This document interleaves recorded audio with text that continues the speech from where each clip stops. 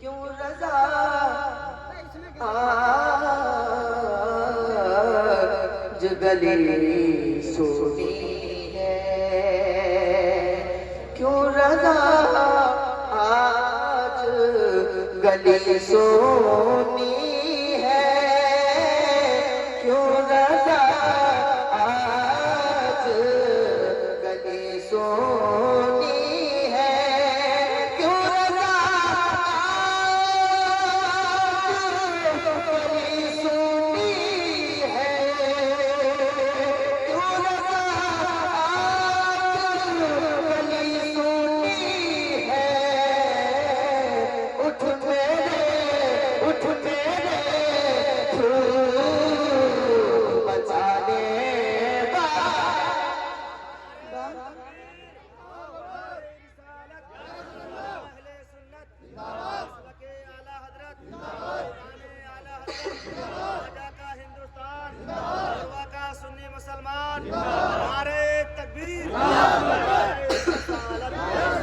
اٹھ میرے دھوم مچانے والے، کیوں رضا آج گلی سونی ہے، اٹھ میرے دھوم مچانے والے،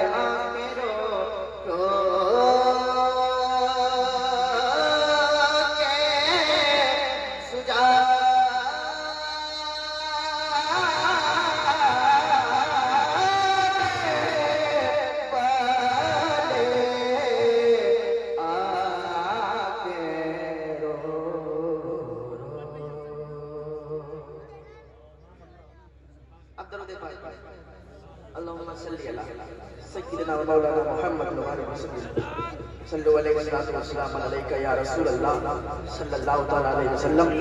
مائک ماشاءاللہ بہت اچھا ہو گیا ہے، بہت اچھا بول رہا ہے۔ اب ہلکی سی ایکو ہلکی سی کم کر دیں، باقی بہت بڑھیا، اور کچھ مت چھیڑ چھاڑ کرنا، تھوڑا سا اگر بیس اگر اور بڑھ جائے تو اور بڑھا دینا، بہت بڑھیا مائک بول رہا ہے، تھوڑی سی ایکو ہلکی سی۔ ایک مرتبہ اور سارے مل کے درود شریف پڑھیں، اللہم صلی علی سیدنا مولانا محمد مبارک وسلم، صلو علیہ وسلم علیکہ یا رسول اللہ صلی اللہ علیہ وسلم۔ یہ بتائیں اچھا لگ رہا ہے؟ ذرا ہاتھ تو اٹھا کر کہہ دیں یا رسول اللہ۔ ماشاءاللہ ایسا لگ رہا ہے کہ ابھی شروع ہوا ہے، اور یہ جو بیٹھے ہوئے ہیں شیر محمد، یہ باقی شیر آدمی ہے۔ اب یہ جو کلام پڑھیں گے نا، ایسا کلام پڑھتے ہیں کہ دلوں پر اثر کرتا ہے، اتنا زبردست کلام پڑھیں گے، یہ میری تلقین کے بعد پڑھیں گے، بہت زبردست۔ میں نے ابھی پچھلی بار جو یہ منصور پڑھے آپ کے ننگلا اور بھوج کی سرزمین کے آگے، تو وہاں پر ان سے ملاقات ہوئی تھی، میں تو اتنا عاشق ہو گیا، اتنا اچھا کلام پڑھتے ہیں ماشاءاللہ، اللہ علیہ سلامت رکھے۔ میں نے جس آیت کریمہ کی تلاوت کا شرف حاصل کیا، اللہ پاک کی بارگاہ میں دعا ہے اللہ مجھے اس پر بولنے کی توفیق عطا فرمائے، اور ہم سب کو اس پر عمل کرنے کی توفیق عطا فرمائے۔ اعلیٰ حضرت فرماتے ہیں خاک ہو کر عشق میں آرام سے سونا ملا، خاک ہو کر عشق میں آرام سے سونا ملا، جان کی یکسیر ہے الفت رسول اللہ کی، پھر کے گلی گلی تباہ ٹھوکریں سب کی کھائیں کیوں، دل کو جو عقل دے خدا تیری گلی سے جائیں کیوں۔ اور میں آپ کو بتا دوں کہ آپ یہاں بیٹھے ہوئے ہیں، کیوں بیٹھے ہوئے ہیں؟ ثواب حاصل کرنے کی نیت سے بیٹھے ہوئے ہیں۔ اور میں آپ کو بتا دوں کہ اللہ پاک نے اپنے فرشتوں کو بھیج دیا ہوگا، کیونکہ جہاں پر اللہ اور اس کے رسول کا ذکر ہوتا ہے تو وہاں پر فرشتوں کی بھی جماعت آتی ہے۔ اللہ فرماتا ہے اے میرے فرشتوں، جاؤ روئے زمین کے چکر لگاؤ، دیکھو کہاں پر میرا بندہ میرا اور میرے محبوب کا اور میرے ولیوں کا ذکر کر رہا ہے۔ فرشتے آتے ہیں، چکر لگاتے ہیں آپ کے اس کیا نام ہے گاؤں کا؟ کور واقو۔ میں نے جس کو بتایا وہ کور واقو کوئی جانتا ہی نہیں یہ گاؤں ہے کور واقو۔ اللہ اس کو اور مشہور کر دے تاکہ لوگ مراد آباد والے بھی جاننے لگے کہ یہاں پہ کور واقو نام سے گاؤں ہے۔ تو فرشتے یہاں پر بھی آئے ہوئے، اللہ فرماتا ہے جاؤ، فرشتے جاتے ہیں، فرشتے پورے پروگرام کو سنتے ہیں، اور جو بھی بندہ بیان کرتا ہے، جو بھی بیان کرتا ہے، جو بھی سنتے ہیں، سارا کو دیکھتے ہیں اور رب کی بارگاہ میں حاضری دیتے ہیں اور جب فرشتے اللہ کی بارگاہ میں حاضری دیتے ہیں اللہ فرماتا ہے میرے فرشتوں کیا تم روئے زمین پر گئے تھے؟ فرشتے عرض کرتے ہیں یا اللہ ہم زمین پر گئے تھے۔ اللہ فرماتا ہے کیا تم نے پایا؟ کہ یا اللہ کچھ بندے تیرا اور تیرے محبوب کا ذکر کر رہے تھے۔ اللہ فرماتا ہے وہ کیا کہہ رہے تھے؟ فرشتے عرض کرتے ہیں مولا وہ جنت کا ذکر کر رہے تھے۔ اللہ فرماتا ہے انہوں نے جنت کو دیکھا ہے؟ فرشتے عرض کرتے ہیں مولا انہوں نے جنت کو نہیں دیکھا۔ جنت کو نہیں دیکھا، اگر وہ جنت کو دیکھ لیتے تو کیا کرتے؟ اللہ فرماتا ہے اگر میرے بندے جنت کو دیکھ لیتے تو کیا کرتے؟ فرشتے عرض کرتے ہیں مولا وہ ہر وقت تیری حمد و ثنا کرتے، ہر وقت تیری عبادت کرتے، ہر وقت نیک عمل کرتے، چوری کی طرف جاتے نہیں اور ریانیت کی طرف جاتے نہیں اور وہ کبھی بھی کوئی غلط کام نہیں کرتے۔ اللہ فرماتا ہے اور کیا کر رہے تھے؟ فرشتے عرض کرتے مولا اور وہ جہنم کا ذکر کر رہے تھے، جہنم کا ذکر کر رہے تھے۔ اللہ فرماتا ہے انہوں نے جہنم کو دیکھا ہے؟ فرشتے عرض کرتے مولا انہوں نے جہنم کو نہیں دیکھا۔ اللہ فرماتا ہے انہوں نے جہنم کو نہیں دیکھا۔ فرشتے عرض کرتے مولا نہیں دیکھا۔ اللہ فرماتا ہے اگر جہنم کو دیکھ لیتے تو کیا کرتے؟ فرشتے عرض کرتے مولا اگر وہ جہنم کو دیکھ لیتے تو ہر وقت تیری ہی عبادت کرتے، ہر وقت تیری ہی عبادت میں لگے رہتے، تیری عبادت میں اپنے دن اور رات گزارتے۔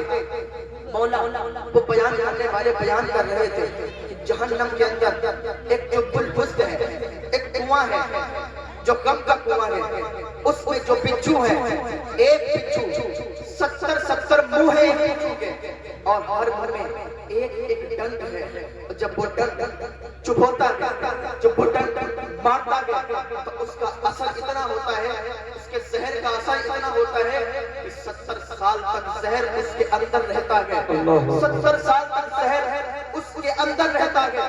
مولا وہ بیان کرنے والا بیان کر رہا تھا تیرے بندوں کو یہ تعلیم دے رہا تھا کبھی گناہوں کی طرف مت جانا، اگر تم گناہ کرو گے، اگر نیک عمل نہیں کرو گے تو جب الحسد کے اسی کنویں کے، جب الحسد کے بچھو سے تمہارا سامنا کرنا پڑے گا۔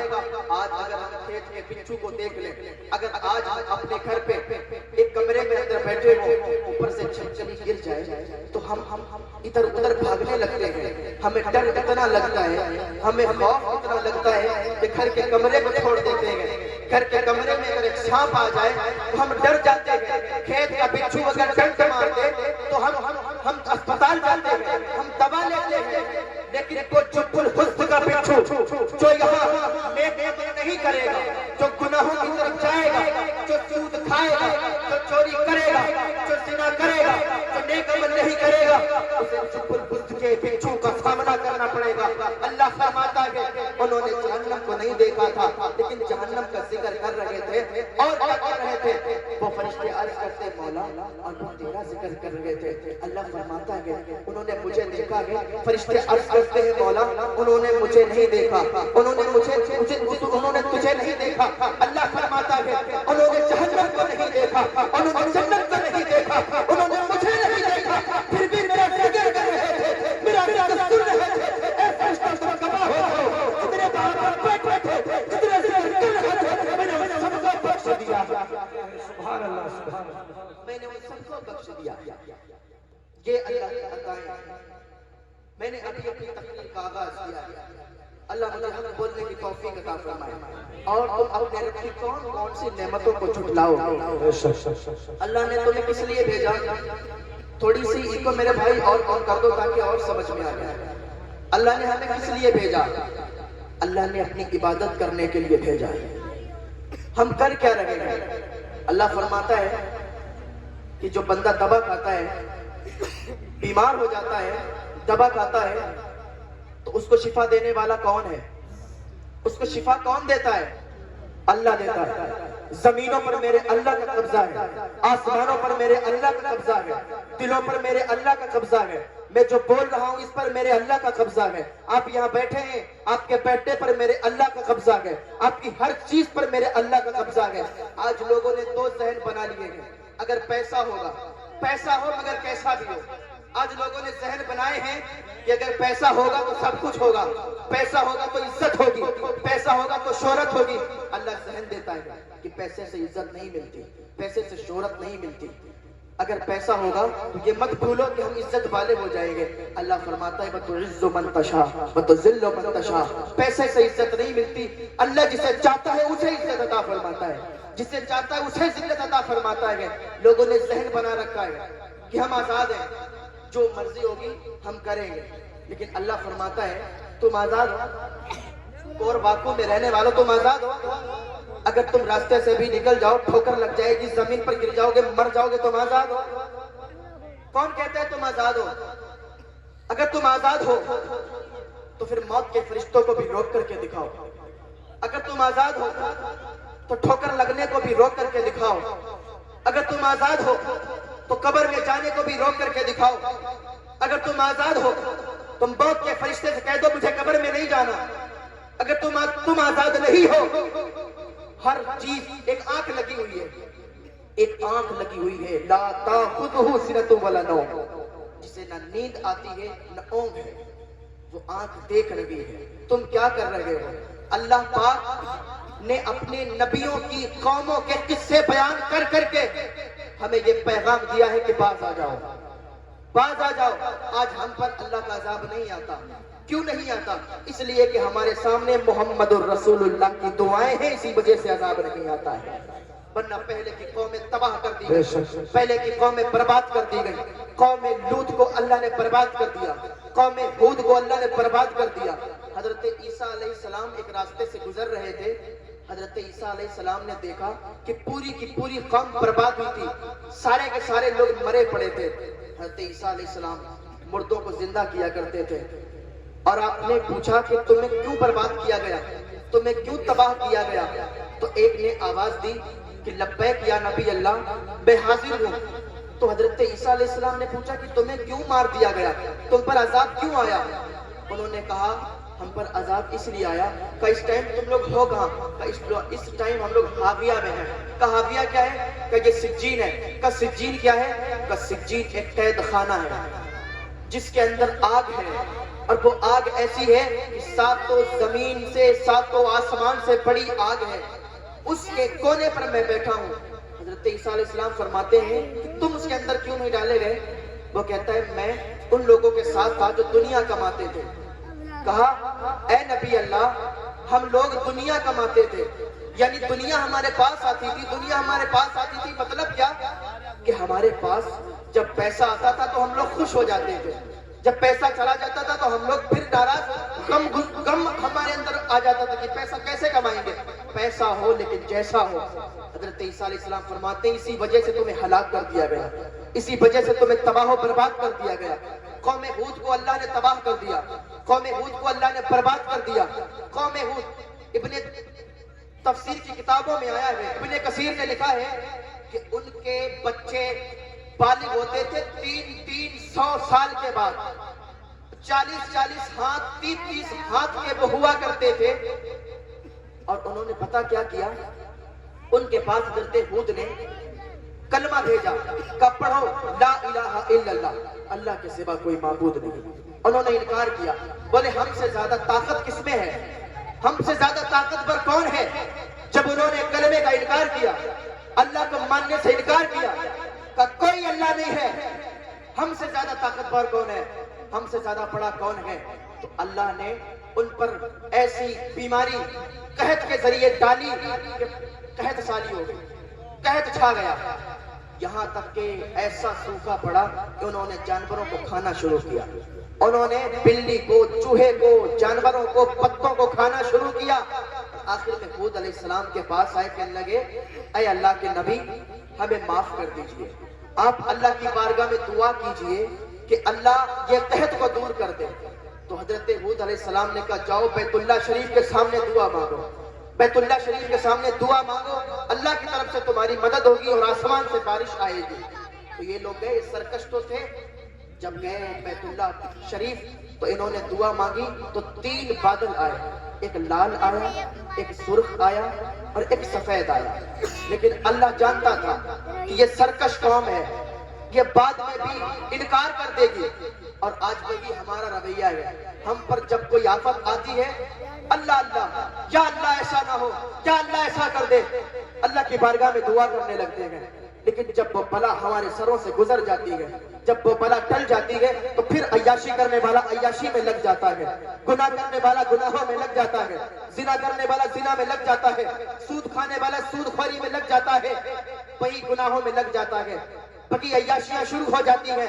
ابھی ترکی میں زلزلہ آیا، سارے لوگ اپنے اپنے گھروں سے باہر آ گئے تھے، لیکن یاد رکھیں کتابوں میں بھی آتا ہے کہ 3 زلزلے آنے ہیں، 2 زلزلے آ چکے ہیں، اب جو زلزلہ آنا ہے وہ ہندوستان کی سرزمین پر آنا ہے۔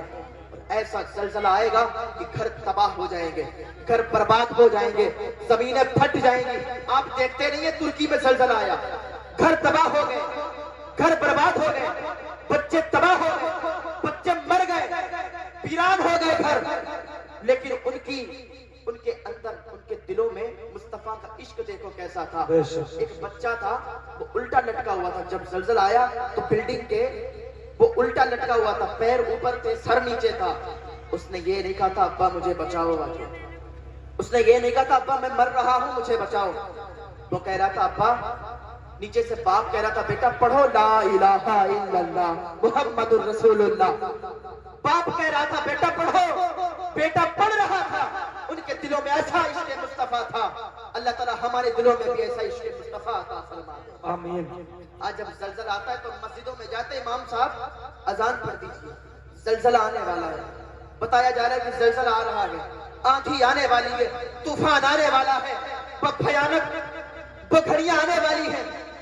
ایسے کچھ نہیں ہوتا ہے، مسجدوں میں جا کے اذانیں پڑھواؤ گے اور پھر اس کے بعد گناہوں پہ گناہ کرو گے، ایک دن ایسا آئے گا۔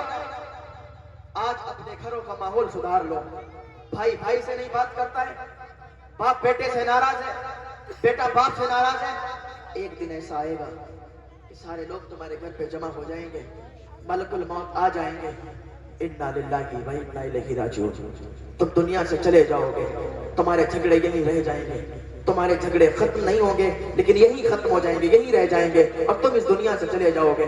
آج اپنی قبر میں کیا لے جانے کے لیے تم کر رہے ہو؟ انسان یہاں کسی کے لیے کچھ نہیں کرتا، دنیا میں کسی کا ساتھ نہیں دیتا تو مرنے کے بعد ساتھ کون دے گا؟ اپنی قبر کو خود روشن کریں، دوسروں پر نہ رہیں، اپنی قبر کو خود روشن کریں۔ آج دنیا میں کوئی کسی کا ساتھ نہیں دیتا تو مرنے کے بعد تمہاری قبر پر کھاتا پڑنے کون آئے گا؟ اللہ کی بارگاہ میں آئے، دعا کریں، پتہ نہیں کب توبہ کا دروازہ بند ہو جائے۔ ایک انسان نے خواب دیکھا تھا کہ اسے ایک شیر دوڑا رہا ہے، وہ بھاگتا جا رہا تھا، بھاگتا جا رہا تھا، یہاں تک کہ ایک درخت پڑا اور درخت کے سائے میں وہ رک گیا، پیچھے دیکھا شیر دوڑا رہا ہے، درخت کے اوپر چڑھا اور جا کے ایک ڈالی پر بیٹھ گیا، اور کون سی ڈالی جو ٹوٹنے والی تھی، جس کو 2 چوہے کھتر رہے تھے، ایک سفید رنگ کا تھا اور ایک کالے رنگ کا تھا۔ میری اصلاحی تقریر اس وقت ہو رہی ہے، شاید کہ آپ کے سمجھ میں نہ آئے، میں ہوں ہاں کے سبحان اللہ کہہ کے اور یہ جما کے نہیں جانا چاہتا ہوں، میں یہ چاہتا ہوں کہ میری قوم کے دلوں میں مصطفیٰ کا عشق آ جائے اور اللہ کا خوف آ جائے، تاکہ وہ اپنی دنیا کو سنوار لیں، تاکہ دنیا بھی سنور جائے اور آخرت بھی سنور جائے انشاءاللہ۔ وہ اس ڈالی پر بیٹھا تھا، اس کو 2 چوہے کتر رہے تھے، ایک سفید رنگ کا تھا، ایک کالے رنگ کا تھا۔ ابھی اس کو پتا تھا کہ نیچے شیر دوڑا رہا ہے، اس کو پتا تھا یہ ڈالی ٹوٹنے والی ہے، یہ ٹہنی ٹوٹ جائے گی، یہ چوہے جب ختم، اس کو چوہے جب ڈالی کو کتریں گے تو ڈالی ٹوٹے گی، ہم نیچے گریں گے۔ اور نیچے ایک بہت بڑا گڑھا تھا، اس گڑھے کے اندر بڑے بڑے اژدہے تھے، بڑے بڑے کالے سانپ تھے۔ اس نے فکر نہیں کی، اس نے اوپر دیکھا تو کیا دیکھتا ہے؟ اوپر ایک شہد کا چھتا ہے، مدھو مکھیوں کا چھتا لگا ہوا، لیکن مدھو مکھیاں نہیں تھی، شہد ٹپک رہا تھا۔ جب شہد ٹپکتا ہوا دیکھا تو اس نے منہ اوپر کر دیا، جب منہ اوپر کھولا تو شہد کی بوندیں اس کے منہ میں آنے لگی۔ جب بوندیں اس کے منہ میں آنے لگی، اب یہ لذت شہد کی حاصل کرنے لگا، یہ بھول گیا کہ اسے شیر دوڑا رہا ہے، یہ بھول گیا کہ جس درخت پر بیٹھے ہیں، جس ٹہنی پر بیٹھے ہیں، وہ ٹہنی ٹوٹنے والی ہے۔ یہ بھول گیا کہ اس کو 2 چوہے کتر رہے ہیں، یہ بھول گیا کہ جب یہ ٹہنی ٹوٹے گی تو اسی گڑھے میں گرے گی، اور یہ اژدہے جو کالے کالے بیٹھیں گے ڈس لیں گے کہ ہمیں مار ڈالیں گے۔ یہ ساری باتوں کو بھول گیا اور اس شہد چوسنے میں لگ گیا، اس شہد کھانے میں لگ گیا۔ تھوڑی دیر کے بعد کیا ہوا؟ ٹہنی ٹوٹی، یہ گڑھے کے اندر گرا، جیسے ہی گڑھے کے اندر گرا ان کالے کالے اژدہوں نے اسے ڈس لیا، جیسے ہی انہوں نے ڈسا اس کی آنکھ کھل گئی، خواب دیکھ رہا تھا، آنکھ کھلی تو پسینہ پسینہ ہے، بھاگ کے گیا مسجد کے امام صاحب کے پاس، اور قسمت سے مسجد کا امام بھی اللہ کا ولی تھا۔ اس نے کہا حضور میں نے خواب دیکھا ہے، ایسی ایسی باتیں کہ ایک شیر دوڑا رہا ہے، میں ایک درخت کے پاس پہنچا، درخت کے اوپر بیٹھا، اس کو 2 چوہے کھتر رہے تھے، اس ٹہنی پر بیٹھا جو ٹہنی ٹوٹنے والی تھی، لیکن میں نے جب اوپر دیکھا تو کیا دیکھتا ہوں کہ شہد ٹپک رہا ہے، میں اس شہد کو چوسنے میں لگا، میں اس شہد کی لذت میں لگا، تو میں نے کیا دیکھا کہ وہ ٹہنی ٹوٹ گئی، اور وہ ٹہنی ٹوٹ کے زمین پہ گر گئی، اور وہ گڑھے کے اندر میں گرا تو مجھے سانپوں نے ڈس لیا، مجھے ان اژدہوں نے ڈس لیا۔ حضور اس کی تعبیر بتائیے، تعبیر کیا ہے؟ تو اللہ کے ولی نے فرمایا تھا سنو، وہ جو تمہیں شیر دوڑا رہا تھا نا وہ کوئی شیر نہیں تھا۔ کہا حضور پھر کیا تھا؟ کہ وہ تمہاری موت تھی، اور کوئی شیر نہیں تھا، وہ تمہاری موت تھی، ہر وقت تمہارا پیچھا کرتی رہتی ہے، تم چاہے انڈیا میں رہو، چاہے تم افغانستان میں چلے جاؤ، چاہے تم یورپ میں چلے جاؤ۔ ایک بندہ تھا حضرت سلیمان علیہ السلام کے پاس آ کے کہنے لگا حضور مجھے موت سے بڑا ڈر لگتا ہے، بات کر ہی رہا تھا کہ اتنی دیر میں ملک الموت آئے انسانی شکل میں، اور وہ اس انسان کو گھور گھور کے دیکھنے لگے۔ جب آنکھوں سے گھور گھور کے دیکھا تو اس انسان نے، جب وہ چلے گئے ملک الموت، تو انسان نے کہا حضور یہ کون شخص تھا، مجھے بہت گھور گھور کے دیکھ رہا تھا۔ حضرت سلیمان علیہ السلام نے فرمایا یہ ملک الموت تھے۔ کہا ملک الموت تھے؟ حضور اب تو میری زندگی ختم ہونے والی ہے، اب تو میں مرنے والا ہوں، یہ مجھے گھور گھور کے دیکھ رہے تھے، لگتا ہے آج میری ہی روح قبض کریں گے۔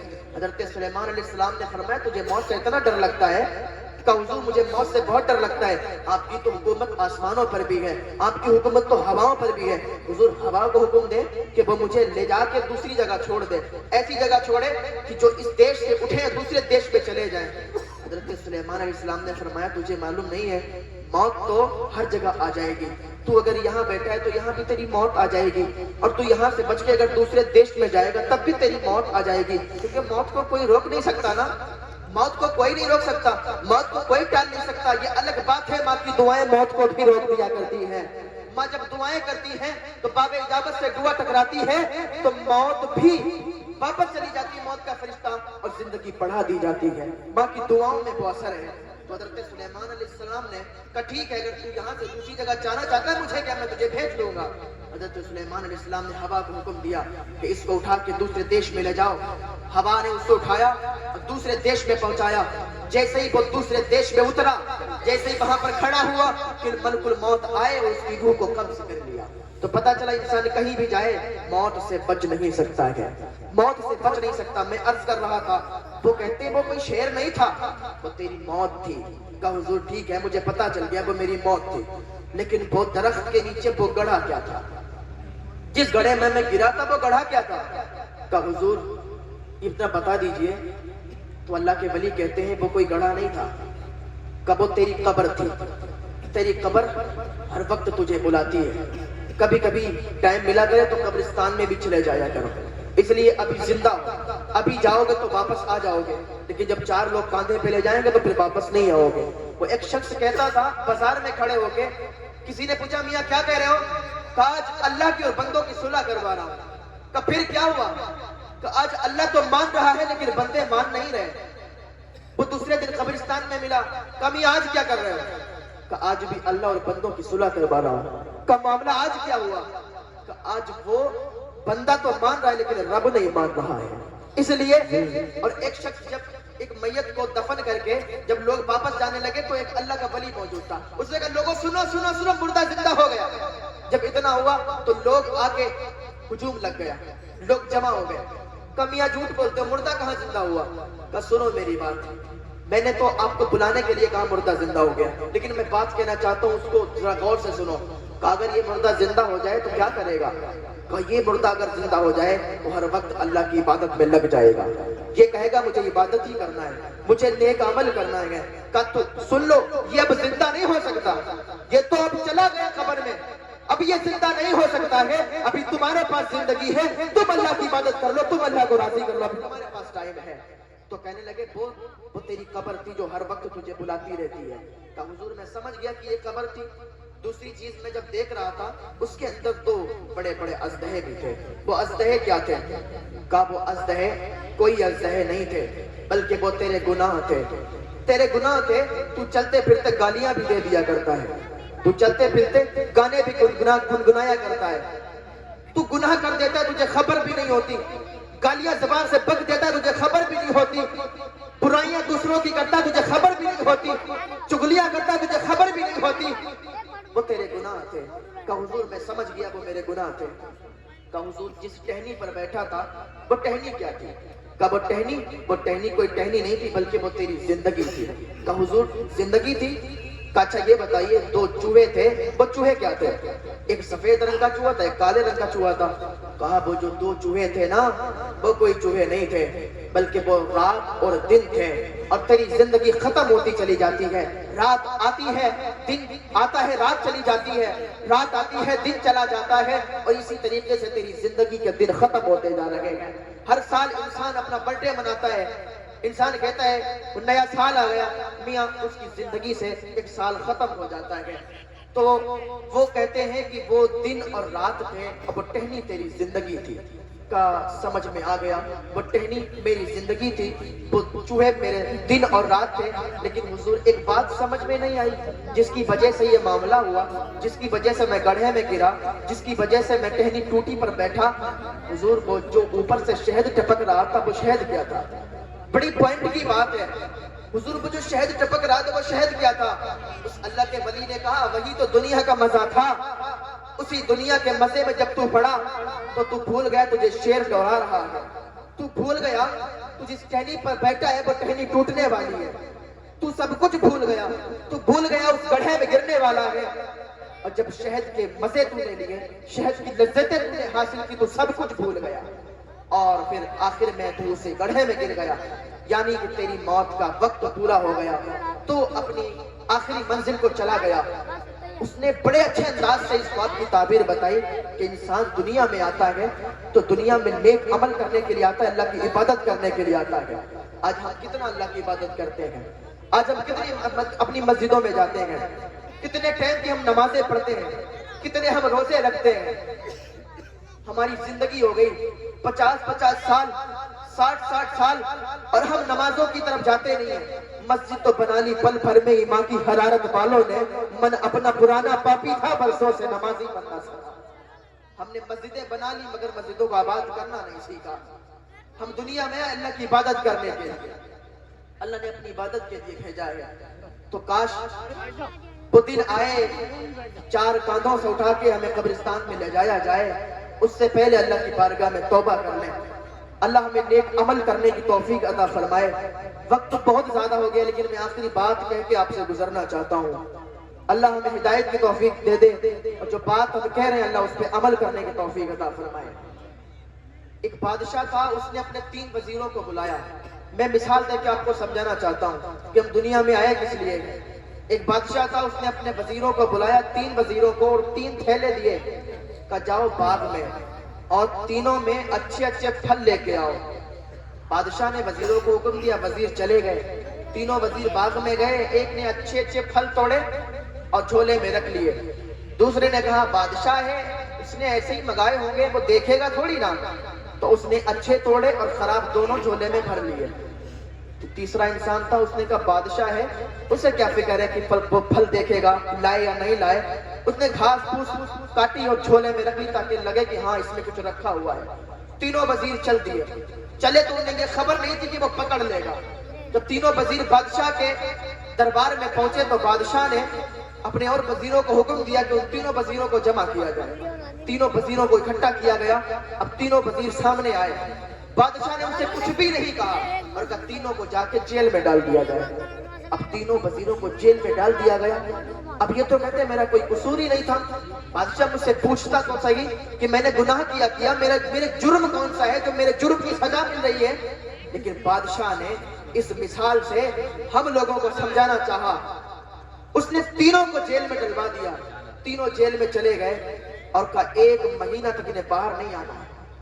اب جس نے اچھے پھل توڑے تھے جھولے میں وہ الگ ایک قید خانے میں تھا. جس نے اچھے اور برے توڑے تھے وہ الگ قید خانے میں تھا. اور جس نے گھاس پھوس بھری تھی وہ الگ قید خانے میں تھا، اور کہا 1 مہینے تک انہیں نہ کھانا دیا جائے گا نہ پانی دیا جائے گا، انہوں نے جو پھل توڑے ہیں، جو یہ پھل توڑ کے لائے ہیں، یہی کھائیں گے اور اسی سے اپنی زندگی گزاریں گے اور 1 مہینے کے بعد یہ واپس آ جائیں گے۔ اب جس نے اچھے اچھے پھل توڑے تھے اسے تو 1 مہینہ ایسا نہیں لگا کہ 1 مہینے کے لیے ہم جیل میں آئے ہیں، کیونکہ اس کے پاس سامان تھا، اس کے پاس وہ پھل تھے، ہر دن روز اپنے پھلوں کو کھاتا تھا اور عیش سے اس جیل کے اندر اس قید خانے میں رہتا تھا۔ لیکن جس نے اچھے اور برے پھل توڑے تھے تو وہ بھی رہا، لیکن اس نے اچھے اچھے جب پھل کھا لیے اب برے برے بچے، لیکن اسے تکلیف بہت ہوئی، بھوک کی شدت بہت بڑی، لیکن 1 مہینہ اس نے پار کر لیا، جیسے تیسے پار کر لیا۔ لیکن ایک وہ تھا جس نے صرف گھاس پھوس توڑی تھی، گھاس پھوس رکھی تھی جولے میں، اس شخص نے، کیونکہ 1 مہینہ اسے رہنا تھا، اس کے پاس تو کوئی ایسا سامان تھا ہی نہیں، کوئی ایسا سامان نہیں تھا کہ جس سے وہ اپنی زندگی کو گزار لیتا، جس سے وہ اپنے پیٹ کو بھر لیتا۔ اب اس کے پاس گھاس پھوس تھی، 3-4 دن زندہ رہا، اس کے بعد وہ مر گیا۔ اب پھر تینوں واپس آئے تو بادشاہ نے دیکھا کہ 1 مر گیا، 2 زندہ نکل آئے، تو پتہ اس کی مثال کیا ہے؟ اللہ نے دنیا میں جب بھیجا ہے، اللہ نے کہا میری عبادت کرو، تو بندہ جب اللہ کی عبادت کرتا ہے، جب بندہ اللہ کی محبت میں سرشار ہو کر دنیا کو بھلا دیتا ہے تو پھر اللہ بھی اس سے محبت کرنے لگتا ہے، اور اللہ اپنے فرشتوں سے کہتا ہے، اللہ جبریل سے کہتا ہے، اے میرے فرشتوں، اے جبریل دیکھو بھلا بندہ ہے، اس نے دنیا کی محبت کو بھلا دیا ہے اور میری محبت کو اپنا لیا ہے، میں اس سے پیار کرنے لگا ہوں، تم سب بھی اس سے پیار کرنے لگو۔ تو اللہ یہ پیغام دیتا ہے، ہم دنیا میں آئے تو جو بندہ اللہ کی محبت میں سرشار ہو کر دنیا کو بھلاتا ہے تو پھر کوئی خواجہ اجمیری بنتا ہے، کوئی صابر کلیری بنتا ہے، کوئی اعلیٰ حضرت بنتا ہے، کوئی مفتی اعظم بنتا ہے، کوئی تاج الشریعہ بنتا ہے، تو یہ بندے بنتے ہیں۔ لیکن اللہ پیغام دیتا ہے کہ کچھ بندے ایسے بھی ہیں جو آئے ہیں جنہوں نے نیک عمل تو کیے ہیں لیکن مکمل طریقے سے نیک عمل نہیں کیے، جنہوں نے جھوٹ بھی بولا ہے، جنہوں نے چوریاں بھی کی ہیں، جنہوں نے دغابازیاں بھی کی ہیں، لیکن نیک عمل بھی کیے ہیں، نمازوں کو بھی پڑھا ہے، تو ان سے سخت عذاب تو ہوگا، ان پہ ان سے پوچھ تاچھ تو ہوگی، لیکن بخش دیے جائیں گے، اس لیے کہ ان کے گناہ سارے کے سارے گناہ نہیں ہیں، ان کے نیک عمل بھی ہیں۔ لیکن وہ بندہ جس نے کبھی اللہ کو یاد ہی نہیں کیا ہے، جس نے کبھی نمازوں کو پڑھا ہی نہیں ہے، اپنے آپ کو مسلمان کہتا ہے، کبھی مسجدوں کے قریب گیا ہی نہیں ہے، اس نے نیک عمل کیا ہی نہیں ہے، تو وہ سیدھا پھر جہنم میں جائے گا، اللہ اسے جہنم میں ڈال دے گا۔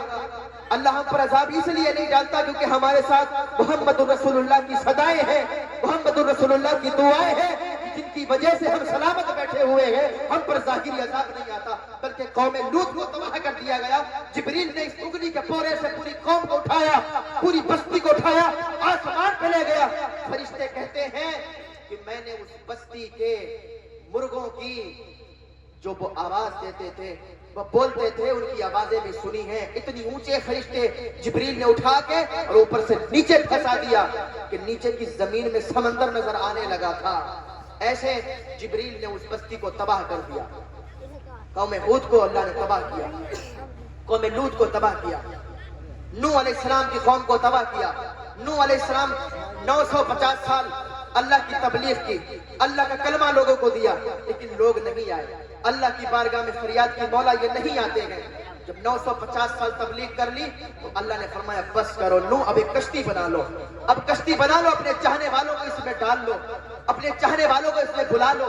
نوح علیہ السلام نے کشتی بنائی اور اپنے ماننے والوں کو اس میں ڈالنا شروع کیا، اپنے ماننے والوں کو اس میں بٹھایا۔ اب جانوروں کی باری تھی، اللہ فرماتا ہے جانوروں کے جوڑے اس کے اندر داخل کرو، تو نوح کہنے لگے یا اللہ یہ کتا ہے، بلی ہے، شیر ہے، اگر شیر بکری چڑھیں گے، کتا بلی چڑھیں گے، بلی چوہے چڑھیں گے، مولا یہ تو پھر آپس میں فساد پیدا کریں گے، جو زیادہ طاقتور ہے وہ چھوٹے کو کھا جائے گا، شیر بکری کو کھا جائے گا، بلی چوہے کو کھا جائے گی۔ اللہ فرماتا ہے کہ ان کے دلوں میں دشمنی ڈالنے والا کون ہے؟ اے نوح ان کے دلوں میں دشمنی ڈالنے والا کون ہے؟ حضرت نوح عرض کرتے مولا دشمنی ڈالنے والا تو ہے۔ اللہ فرماتا ہے پھر ان کے دلوں میں محبت بھی میں ہی ڈالوں گا۔ تو نوح کی کشتی میں سارے جانور بیٹھ گئے، سارے جانوروں کو بٹھا دیا گیا، نوح کے چاہنے والے بیٹھ گئے، آخر میں سانپ اور بچھو بچے۔ تو نوح نے کہا تم نہیں چڑھ سکتے. کہا حضور میں کیوں نہیں چڑھ سکتا؟ کہ تم لوگوں کو تکلیف پہنچاؤ گے. حضرت نوح سے انہوں نے کہا ہم وعدہ کرتے ہیں جو سلام علی نوح فی العالمین پڑھ لے گا تو قیامت تک میری قوم اس کو کاٹ نہیں سکتی ہے, اس کو زہر نہیں دے سکتی ہے, اس کو ایسا نہیں پہنچا سکتی ہے.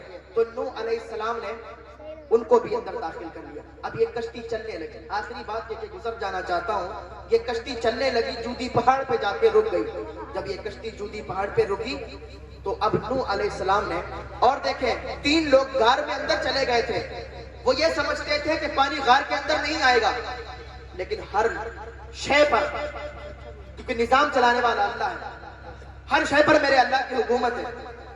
میرے اللہ نے پانی تو غار کے اندر نہیں بھیجا, لیکن جب ان کو پیشاب لگی تو انہوں نے پیشاب کرنا شروع کیا. اللہ نے ان کی پیشاب کو بند نہیں کیا, یہاں تک کہ ان کی پیشاب جاری ہوئی کہ وہ اپنی پیشاب میں ہی ڈوب کے مر گئے. تو اللہ جو چاہتا ہے وہ کرتا ہے. اللہ جب چاہتا ہے جسے چاہتا ہے جو بھی عطا کر دیتا ہے. تو یہ جودی پہاڑ پر کشتی ٹھہر گئی. اب نوح علیہ السلام نے کشتی پہ سے سب لوگوں کو اتارا. 80 لوگ تھے اس میں, اور ان 80 لوگوں نے ایک گاؤں بسایا جس کا نام رکھا سمانین. تو 80 لوگ, اب کہا نیچے جائے گا کون, اب یہ دیکھے گا کون کہ نیچے ابھی پانی سوکھا ہے یا نہیں سوکھا ہے. تو حضرت نوح علیہ السلام نے کہا, مرغی تھی, کوا تھا اور کبوتر تھے, یہ 3 پرندے تھے. یہ مرغی تھی تو مرغی نے کہا میں جاؤں گی, نیچے دیکھوں گی. تو حضرت نوح علیہ السلام نے کہا تم نہیں جا سکتی, اس لیے مرغی اڑ نہیں سکتی نا, اور اڑ کے جانا تھا. تو نوح علیہ السلام نے مرغی کو دعا دی کہ چلو, اس نے کہا تو میں نیچے جاؤں گی, دعا دی کہ تجھ سے پوری دنیا فائدہ اٹھائے گی, پوری دنیا فائدہ اٹھائے گی. آج کی ڈیٹ میں آپ دیکھ لیں, ہر مذہب کا انسان مرغا مرغی سے فائدہ اٹھاتا ہے, مرغے کا گوشت کھاتا ہے, ہر انسان اس سے فائدہ اٹھاتا ہے. یہ نوح علیہ السلام کی دعا تھی. اب نوح علیہ السلام نے کوے کو حکم دیا کہ جاؤ نیچے دیکھو کہ زمین پر پانی ہے یا زمین سوکھ گئی.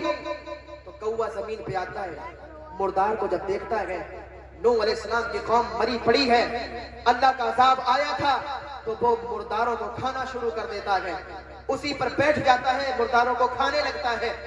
تو واپس نہیں آتا ہے. تو نوح علیہ السلام اس کو کہتے ہیں, جب وہ واپس آتا ہے تو نوح علیہ السلام کہتے ہیں دیکھے آئے, تو کہنے لگا حضور میں نیچے پہنچا ہی نہیں, میں تو مردار کو کھانے لگا. تو حضرت نوح علیہ السلام نے اس کو بددعا دی کہ جاؤ تیری پوری قوم ڈرپوک ہوگی. آج کی ڈیٹ میں آپ دیکھ لیں, کوے کو اگر آپ ہاتھ بھی اٹھائیں گے تو وہ بھاگ جائے گا.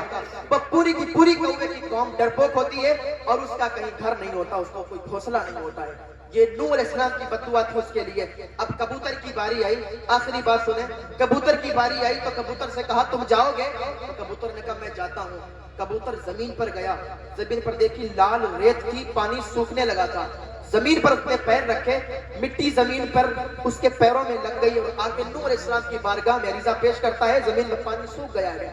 حضرت نوح علیہ السلام نے کہا تم نے میرا کہنا مانا ہے, تم نے آ کے مجھے بتایا ہے, جاؤ میں تمہیں دعا دیتا ہوں کہ قیامت تک تمہاری جو نسل ہوگی اس کے گلے میں ایک طبق پڑا ہوگا جو نوح علیہ السلام کی دعا ہے. آج آپ نوح علیہ السلام کی آپ دیکھ لیں کبوتر کو, تو اس کے گلے میں ایک طبق پڑا ہے, اور اس کے پیر لال ہوتے ہیں, یہ نوح علیہ السلام کی دعا ہے. تو اللہ پاک کی بارگاہ میں دعا ہے, اللہ ہمیں نیک عمل کرنے کی توفیق عطا فرمائے, اللہ ہمیں گناہوں سے بچنے کی توفیق عطا فرمائے.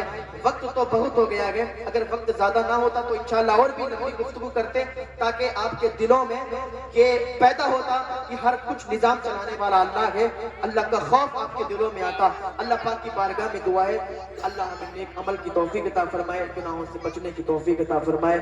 وما علینا الا البلاغ. السلام علیکم ورحمۃ اللہ تعالی وبرکاتہ. سبحان اللہ, بہت اچھا ہے.